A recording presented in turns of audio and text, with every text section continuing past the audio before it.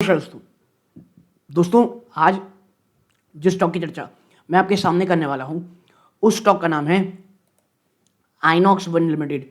और आप देख रहे होंगे बाजार जस्ट बंद होने वाला है।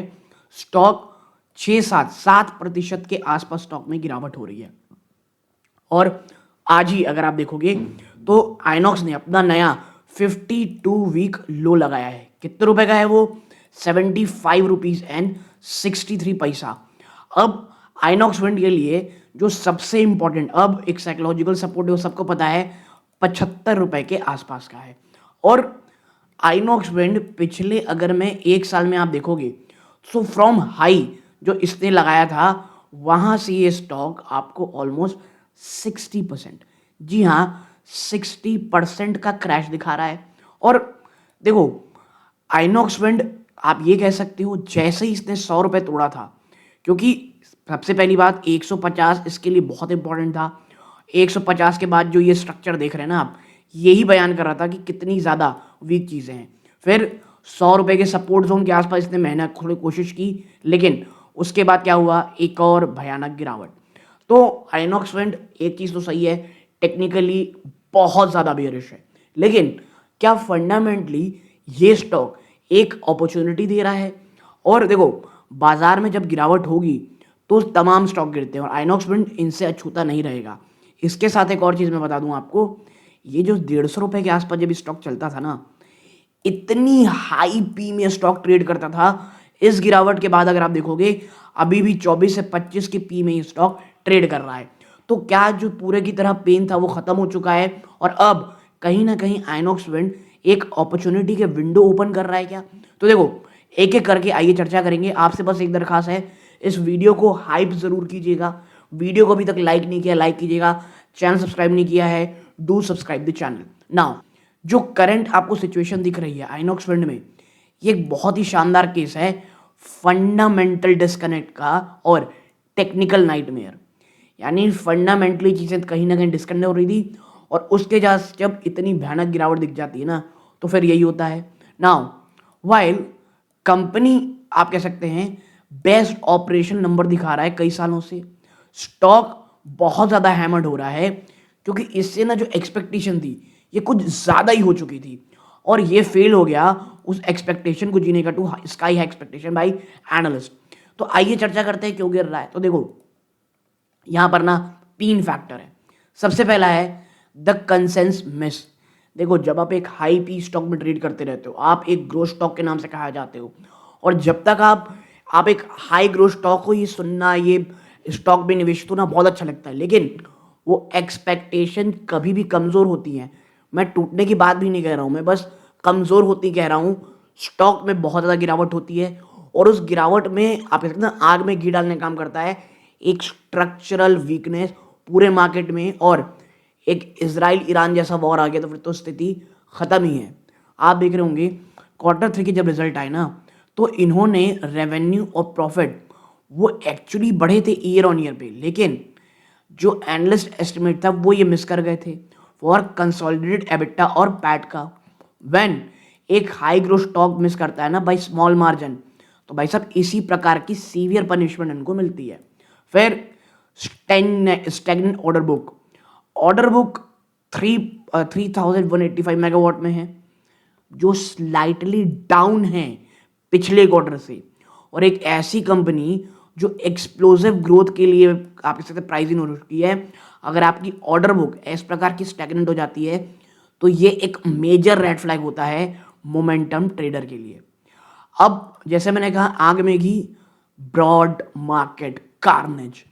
जो सेंसेक्स है वो लगातार अपनी जो स्ट्रीक है उसे लूज कर रहा है और गिर चुका है over 7% in the last 3 weeks.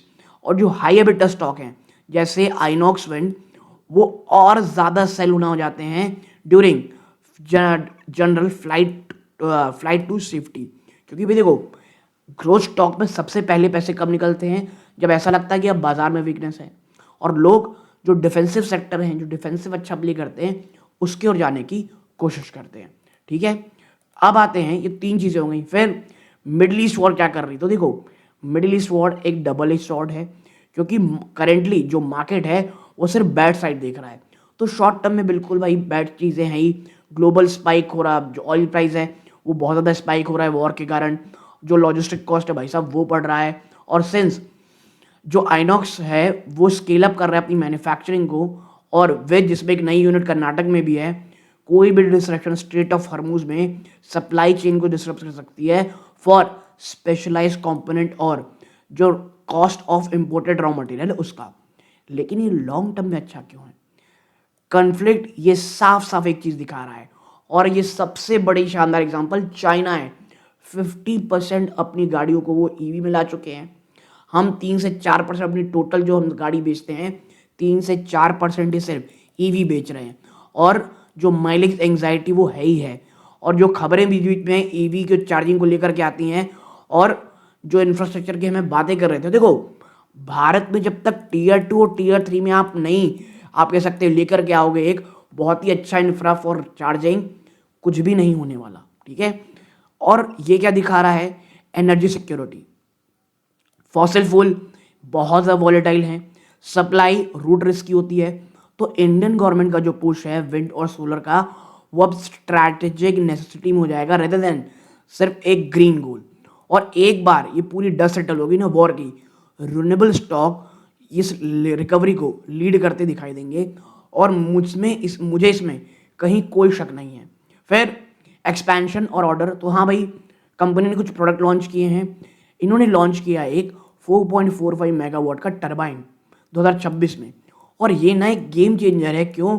क्योंकि अलाउ करता है for a much high power generation, वो भी सेम प्लॉट ऑफ लैंड में, और बहुत बड़ी मात्रा में इंप्रूव करता है return on investment for their clients. फिर गाइडेंस शिफ्ट, कंपनी ने गाइडेंस देना बंद कर दिया था मेगावाट में और शिफ्ट कर दिया रेवेन्यू टू एबिटा गाइडेंस। अब वो एक्सपेक्ट कर रहे हैं 5,000 करोड़ से भी ज़्यादा का रेवेन्यू फाइनेंशियल 26 में। वाइल मैनेजमेंट का कहना है ये बिजनेस कॉम्प्लेक्सिटी को रिफ्लेक्ट करता है, लेकिन कुछ कुछ इन्वेस्टर इन्हें ना ये देख रहे हैं कि वो भैया किसी तरह डिले को हाइड करना चाहते हैं जो टरबाइन कमिश्नरिंग में हमको देखने को मिल रही है। तो ये एक चीज़ें हैं। ठीक है। तो कुछ चीज़ें आपके सामने एक और आ गई। फिर आइनॉक्स विंड में क्या चीज़ की चर्चा कोई नहीं कर रहा है, तो भाई साहब वो पता है क्या है? The repowering gold mine. ये क्या है? कोई भी इस बात में फोकस नहीं कर रहा है on the ageing wind farm in India. आपको समझना पड़ेगा जो टरबाइंस हैं फ्रॉम अर्ली 2000 के, वो सिर्फ 500 किलोवाट या 1 मेगावाट के हैं। आइनॉक्स विंड क्वाइटली अपने आप को सामने रख रहा है रीपावर दी साइट्स विद देयर, इनका जो नया 3 मेगावाट और 4 मेगावाट टरबाइन है। ठीक है। और सिंस जो ज़मीन और आप कह सकते हो ट्रांसमिशन है वो वहाँ पे ऑलरेडी है, जो मार्जिन है ना इन प्रोजेक्ट का वो बहुत ज़्यादा हायर रहने वाला है रेदर देन ग्रीनफील्ड प्रोजेक्ट। क्योंकि भाई ग्रीनफील्ड प्रोजेक्ट में हर एक चीज़ आपको करनी पड़ती है। आप ट्रांसमिशन लाइन, ट्रांसपोर्टेशन, इतनी बड़ी बड़ी टरबाइंस को लाना फिर लगाना, वो सब रहता है। ठीक है। यहाँ क्या है? ऑलरेडी लाइंस हैं, कुछ इंफ्रास्ट्रक्चर वहाँ पे ऑलरेडी है, टरबाइंस यहाँ भी लानी पड़ेंगी लेकिन ये और ज़्यादा एफिशिएंट होंगी, तो मार्जिन यहाँ पे बहुत ज़्यादा हो जाता है। फिर द वैल्यू अनलॉक, देखो जो डिमर्जन हुआ ना इनका of the substation business into Inox डिमल solution is in final legal stage, वो एक फाइनल लीगल स्टेज में है।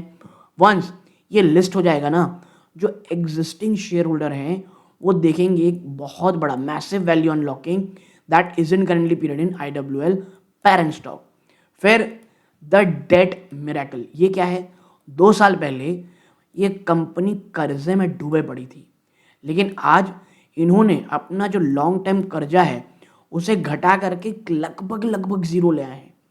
और ये one of the cleanest balance sheet है turn around in the Indian heavy equipment sector. देखो यार ये इतना कैपिटल इंटेंसिव है, इतना इसमें पैसे चाहिए कि अगर आप एक बार कर्जे के दलदल में पहुंच गए उससे निकलना बहुत मुश्किल होता है। और इसका साफ साफ एग्जांपल सुजलॉन था, लेकिन आइनॉक्स ये करके दिखाया। इसके बावजूद मार्केट इसे ट्रीट कर रहा है एक डिस्ट्रेस फर्म की तरह। क्यों? कुछ रीसेंट प्राइस एक्शंस के कारण। ठीक है। तो भाई एक डिफरेंट एंगल की अगर मैं बात करूं हिडन जेम वर्ल्ड का, तो देखो अगर आप विंडो देख रहे हो तो आपको क्या देखना चाहिए, एक वाटर ट्रीटमेंट सेक्टर भी, आयन एक्सचेंज, वाटेक बैग, ये दोनों ही स्टॉक मुझे बहुत ज़्यादा पसंद है।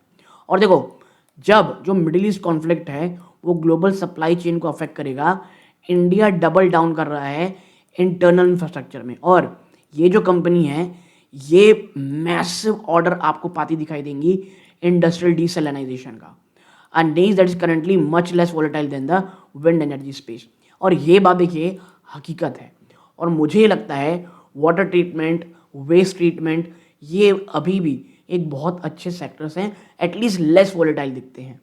आपकी क्या राय है इस पूरी चीज़ों में, कमेंट बॉक्स में प्लीज़ ज़रूर बताइएगा। आप यहाँ तक जुड़े रहे, बहुत बहुत धन्यवाद। ये सूर्यकांत है। जय हिंद दोस्तों।